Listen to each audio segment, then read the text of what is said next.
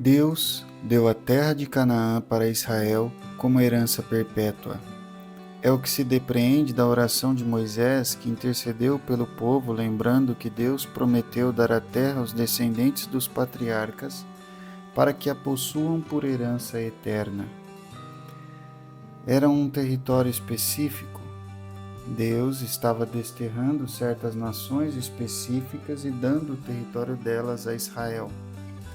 Deus esclareceu que outros territórios de povos que viviam vizinhos à terra prometida não estavam disponíveis para serem conquistados. Portanto, não se tratava meramente de uma disputa de força militar. Se Israel entrasse em conflito com esses povos, querendo aumentar seu território, Israel perderia a guerra. Ou mesmo se ganhasse a guerra, de outra forma Deus devolveria a terra ao povo que a tinha por direito. Israel não tinha o direito de invadir a terra dos Edomitas, dos Moabitas e dos Amonitas. Além disso, Moisés explica que esses povos sobre os quais Deus disse a Israel que não devia atacá-los, tinham recebido seus territórios respectivos como herança da parte de Deus e, pelo menos em alguns casos, da mesma forma como Israel, eles lutaram guerras, venceram e conquistaram a sua porção da terra. Deus mandou que a terra fosse distribuída conforme o tamanho de cada uma das 12 tribos de Israel. As tribos maiores receberiam uma porção de terra maior, e as menores receberiam uma porção menor.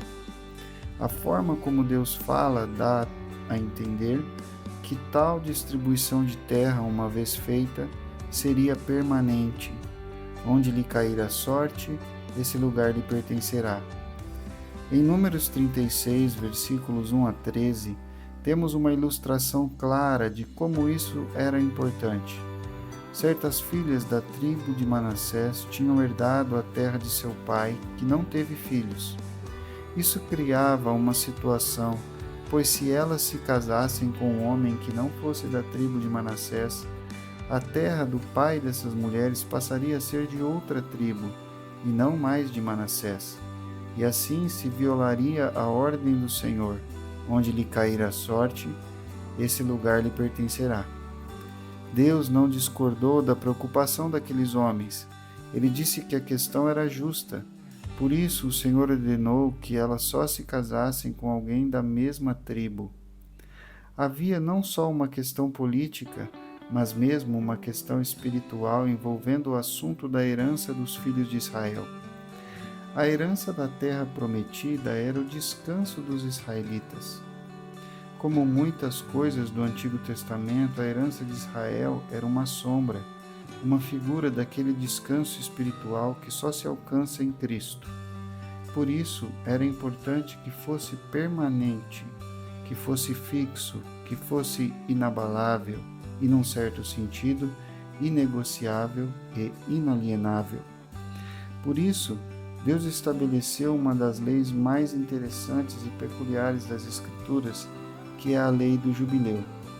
A cada 50 anos, no dia 10 do mês 7, o dia da expiação, era proclamada uma liberdade, uma anistia geral de todas as dívidas e libertação de todos os servos e o retorno de todas as heranças a seus herdeiros originais.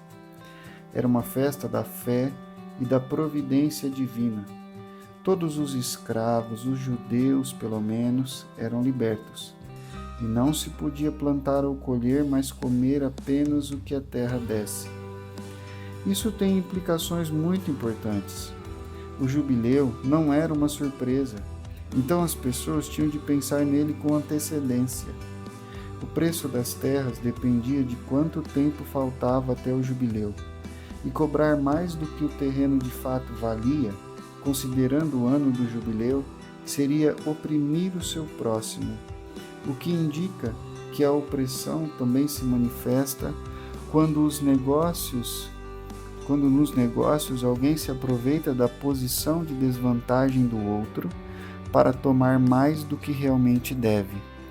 Também implica que a alienação, compra e venda das terras que Deus distribuiu em herança ao seu povo, não podia ser feita em perpetuidade, ou seja, nunca eram definitivas. O argumento de Deus é: a terra é minha. Em outras palavras, o que vale é o ato de doação da terra por Deus.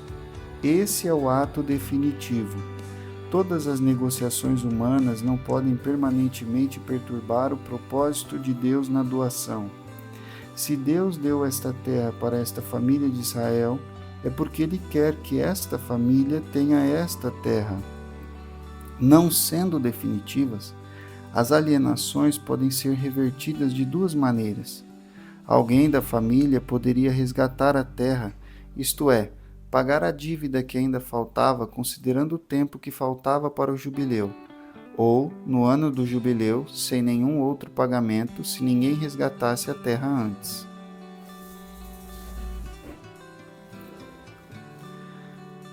Mas não só a terra, até a própria pessoa podia ser resgatada em qualquer momento, e seria livre no ano do jubileu. E o argumento de Deus é bem parecido. São meus servos que tirei da terra do Egito. Não serão vendidos como escravos. Como dito anteriormente, tudo isto é sério e real, mas ainda assim é apenas uma sombra e um símbolo se comparados com a realidade gloriosa da redenção em Cristo. O fato de ter sido libertado por Deus da escravidão do Egito colocava o israelita em uma posição muito privilegiada, pois ninguém podia se assenhorear dele. Ele era servo de Deus, e se por acaso, por decisões ruins ou por crises econômicas, ele tivesse de se submeter ao trabalho servil, sempre havia resgate para ele. Quanto mais liberdade tem o homem que não foi tirado do Egito, mas do pecado, que não foi resgatado à custa de muitos cordeiros, mas do único cordeiro que Deus proveu? E se o israelita se afastasse de sua herança na terra prometida pelas mesmas razões, ele ainda assim tinha resgate e podia voltar ao seu devido lugar. Quanto mais aqueles que receberam uma herança eterna em Cristo podem resgatar aquilo que perderam se, por desastres aquém ou além dos seus poderes, forem afastados dela? Pois se a libertação do Egito e a conquista da terra prometida foram de acordo com a promessa de Deus, tanto mais é a libertação do pecado e a conquista do reino de Deus que foram dados pelo Cristo Rei aos seus servos. Para nós, cristãos, dentre os gentios da terra, a lei do jubileu não serve como um argumento jurídico válido em uma disputa sobre a propriedade de qualquer bem terreno. O jubileu é uma lei específica sobre a propriedade da terra dada pelo Senhor Deus aos israelitas na terra prometida, quando a terra foi distribuída por sorteio às 12 tribos. A lei dizia respeito unicamente àquela faixa de terra distribuída no sorteio e à própria pessoa do israelita. A liberdade dele era restaurada e a propriedade da sua herança era recuperada. O jubileu não incluía casas dentro de cidades muradas, e, com certeza, também não incluía outras terras que um israelita adquirisse fora aquelas que foram dadas na distribuição da terra prometida. Esta lei foi dada por Deus a Israel durante a peregrinação no deserto como uma instrução de como eles deveriam agir quando entrassem na terra prometida e tomassem posse dela. Infelizmente, se alguma vez houve em Israel fé e obediência suficientes para fazerem o que a lei determinava, não ficou nenhum registro disso nas Escrituras do Antigo Testamento. Temos, infelizmente, indícios claros de que ela não foi obedecida e que tal desobediência foi uma das razões do cativeiro. Isaías sugere isso quando diz: ai dos que ajuntam casa a casa, reúnem campo a campo, até que não haja mais lugar, e ficam como únicos moradores no meio da terra. E depois diz: o meu povo será levado cativo por falta de entendimento. Também o autor de 2 Crônicas, quando diz que o cativeiro se deu até que a terra se agradasse dos seus sábados. E o profeta Jeremias, que explica o cativeiro dizendo que também eles serão escravos de muitas nações e grandes reis. Assim lhes retribuirei segundo os seus feitos e segundo a obra de suas mãos. Assim, parece que os israelitas falharam em libertar os seus escravos e em devolver a terra aos seus devidos donos, razão por que Deus os privaria de suas heranças e os faria escravos. Mas a lei estava lá.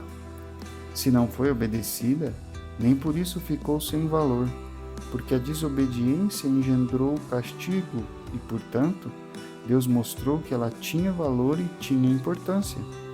O significado espiritual dela para o Novo Testamento, por sua vez, não elimina o valor dela como fonte de princípios e sabedoria para os cristãos na lida direta com a propriedade privada, as negociações e o dinheiro. Certos princípios que aparecem na exposição da lei são como sementes que, pela operação do Espírito Santo, vão gerar, e de fato já estão gerando, frutos benignos que só o cristianismo pode colher.